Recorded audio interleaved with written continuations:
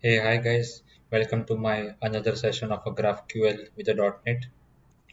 In this session, what we will do, we will cover project creation in the dotnet core. We will create some models. We will create interfaces.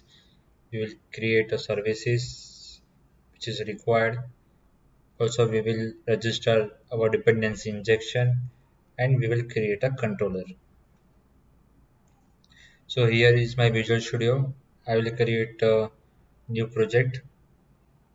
In this, I will select .NET Core. Okay, I will select ASP.NET Core Web API, this one. I'll click on next. Specify the project name, GraphQL demo. Next, configure for HTTPS. Yes, create. So project is created. I can see required files.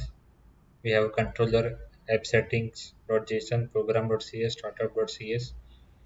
This is a demo file. Now let's see what we need to cover in this project. We have to cover this basic flow where we will have a user which will have a two order 1 and order 2. Each order has a product information. In order 2 we have two products. In order 1 we have three products.